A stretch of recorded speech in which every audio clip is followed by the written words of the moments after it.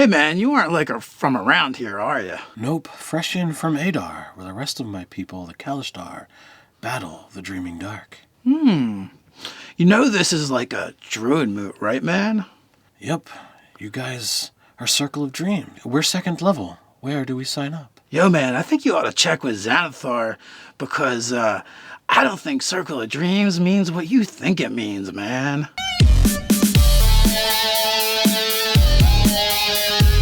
Hey folks, I'm Nerdarchist Dave from Nerdarchy for Nerds by Nerds, and today I'm hanging out with Nerdarchist Ted. Nerdarchy is a place for news, views, and homebrews for 5th edition Dungeons & Dragons, as well as other role-playing games. Don't forget to hit that subscribe button and attune to that notification bell. All right, so we delve into our series. What is the best race to play this class? The Druid. The Druid! So, one of the things about Druid is there's several different ways to play them. I know all character classes have different ways to play them, but I feel like there is, with Druid, it's like, what are you going to focus on?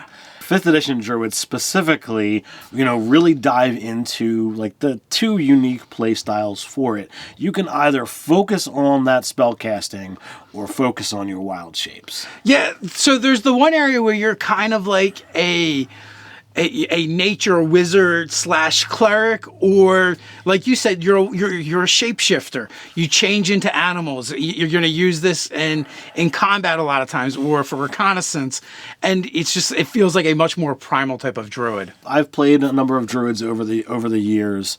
I have not played a long-term druid in 5th edition. They've always been one-shots, and I do really love that vast divergence with the archetype, with the subclass. But it does bring up the point of, can you choose a race that's going to be best at both? You probably can, but that's not even the real question, too, I don't think, because chances are, even if you're good at both, you're probably not going to be doing both a lot in the game a lot, right? Let's face it, a lot of your abilities are going to be used in combat. So when you're in combat, you're probably either going to wild shape or spellcast. Maybe you're going to spellcast and then concentrate on a spell in your wild shape, but that's going to be the extent of it. Now let's start looking at the actual races and what we think would make for a good druid. But there's like another discussion we can have as well. There's a lot of anthropomorphic animals and creatures in D&D, and as the game expands for 5th edition, we're getting more and more of them that we can play. We've got a variety of birdmen. We have a variety of lizardmen. We've got cat people. But more specifically, the Aarakocra, the Kenku, lizard folk turtles. Don't forget about the tabaxi. We have the tabaxi. We have centaurs, which they're not official yet, but they're getting really close to being an official race. And if you want to go snake, we've got the Yontai. And we have the Yontai. So you're not starved for choices if you want your druid to be, a very, animalistic and kind of like basically an animal man or person, animal folk, if Absolutely. you would. And of those ones that we just rattled off, I think all of them but maybe 3 actually have a bonus to wisdom. Which would make them a better druid. Yeah, I believe your turtle and your Yanti are the only ones that don't get that stat increase to wisdom. And I guess that makes sense too, because your more animalistic races have better senses. And with those better senses is that better feel for the natural world. We look at survival and perception, being the foremost skills in wisdom. Yeah, and also for druids as well. It feels weird to make a druid that doesn't have the survival skill. And actually several of those races we just mentioned all get it. And we haven't even really delved into how we normally break down the races for this series, right? Because usually we break them down by stats. We break them down by features, and then also by theme, right? So the ones we mentioned, loosely theme, many of them stats. So now let's jump into some of the other races to get those stats that we think are important.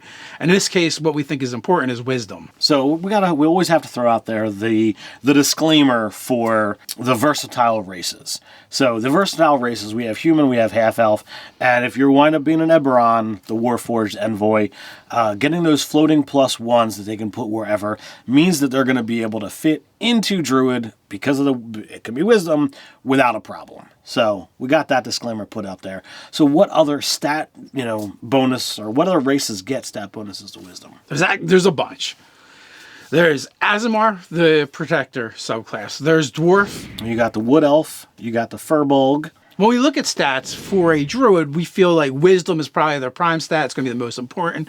So there's several races that get that. There's actually a bunch. We have the Protector Aasimar. We have the Hill Dwarf. We have the Wood Elf. And we also have the Furbolg. You can also look at the Water Genasi. You can look at the Githzerai. You can look at the Ghostwise Halfling, and since we saw it in the intro, the Kalishtar. They're all great choices, and there's still one more. And who's that? One of the variations for Tiefling actually gets a bonus to Wisdom as well. And which one is that? Fianna Variety. So that's 9 different choices, not including our animal-like creatures, as well as those versatile ones. All right, so that's a lot of choices. You can play what you like. I'm not seeing the Tiefling Druid all that much, but, I'm certain somebody out there is playing it. Sure. Just because we didn't mention the race that you're playing a Druid or you want to play a Druid doesn't mean it's not a good choice. It might not just be statistically the optimal choice. But when we get into it, there's some other reasons why you would want to pick, races for being a Druid anyway. Well, we look at the features. So we wanted to grab anything that, might be construed as a racial ability that fits that druidic theme.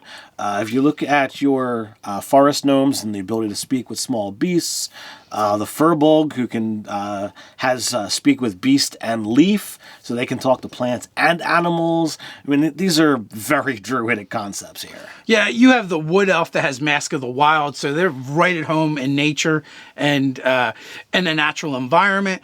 You also have the Water Genasi, who actually get spell-like abilities that are based around water, so they're very thematic, especially if you're creating an elemental-based druid. If you look at lizard folk, they're cunning artisan. They literally use the kill in a very druidic manner. You don't want things to go to waste, so they're taking the hide, they're taking the bones. They're going to eat the meat, but then they're going to use the leftovers and not just have it cast off. So that definitely feels that druidic cycle of life thing. Yeah, they're making stuff out of it, whether it's stuff they're using or even, I could even see them creating art from it. There's also the Yuan-ti Pureblood. They actually get animal friendship. It's specific to snakes, but they still get it. So if you want to make a very snake-heavy, snake-themed Druid, the Yuan-ti Pureblood would be a great choice. We've about wrapped up the races with great features for the Druid, but we have one more feature we want to talk about, and that is the awesome feature from D&D Beyond. Our sponsor, the sponsor for this video. It makes looking up the information and data for creating these videos so much easier, as well as for playing our characters in the game, creating characters. There will be a link in the description for D&D Beyond. You can go check it out for free.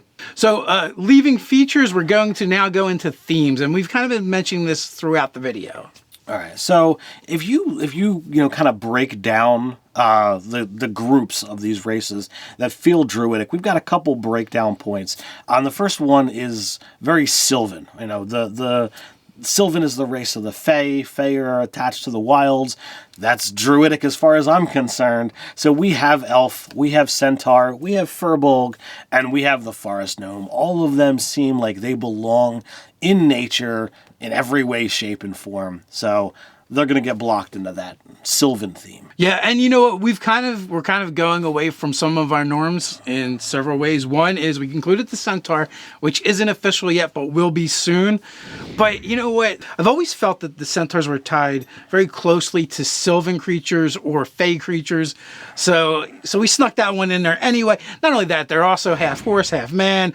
Like, they hit so many of the beats, we threw it in there. And then the Forest Gnome doesn't actually get a bonus to their wisdom. But, the ability to speak with small beasts, certainly in my opinion, pushes them above the rest, because it's like, come on, you can just talk to small animals. How much more druidic do you need than that? Not only that, I might be a little biased here, but, growing up, there was David the Gnome. That is true. So moving away from Sylvan, we go on to Primal, and we only really have one for this category, and that is one of your favorites. It's the lizard folk. Near and dear to my heart. I was so happy when they were, added to 5th edition. Everything that they've done with them is really awesome. You might want to sneak Yontai in there as well, but that's up to you. Yeah, I see them as being almost like aristocratic and more like refined. They can be, but with snakes. But with snakes. Yeah. Finally, we have the Elemental. And here we have the Genasi. I mean, come on, they're all linked right to, the elemental planes. One step off of the plane of water is the Triton. Literally, they came through a portal, one step through, and bam, they're here. So, these guys definitely are, the primordial, the elemental base natures of races. You don't get any more than that, so... And they all have spellcasting that is elemental in nature as well, so we just felt like they kind of fit. Absolutely.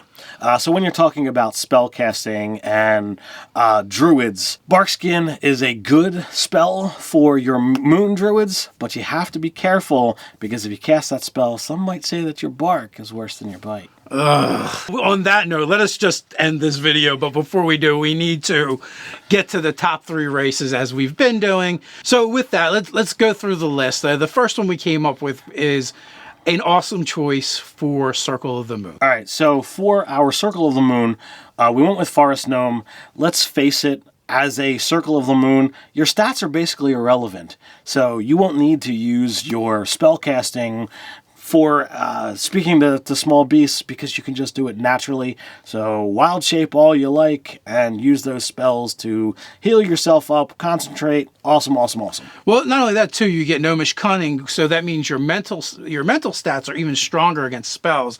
So it's almost like a mini spell resistance, which you're going to get to take advantage of that ability. There were some other races that definitely were worth mentioning as well. So we want to throw an honorable mention to the Kalishtar and the Ghostwise Halfling, because while they wild shape, they still can use their telepathy. So they can still communicate to you while they're in the party and while they're a beast. Yeah, so those are definitely considerations. Next up is for our spellcaster and then our overall. So spellcaster, we went with Lizard Folk. I was so happy that, people are on board with this decision, but the swamp spells that is in the swamp domain for Circle of Land are really awesome. So that links up really well with Lizard Folk. So that's why, in our opinion, we had to put Lizard Folk up. Not only that, Lizard Folk get a bonus to con. They're hardy. Their natural armor is pretty high. It's better than hide armor. So it's super useful for a spellcasting druid that might find themselves closer to things than they want to be. And if they find themselves in, aquatic terrains, they also excel there. So they're like the Marines of the druid. So, all right, now we're going to finish off with the best overall. And some of you may or may not have guessed it, because usually we can find whatever happens to be on all the lists tends to be at the top. So what is it? Furbolg. All right, Furbolg get awesome stat bonuses. They get the ability to, get spellcasting within the race. They get awesome abilities that just make them really seem like druids right at the start. So naturally, they're the best druid. Yeah, they're going to get the stats that are going to help them. They fall on all the lists, like you said.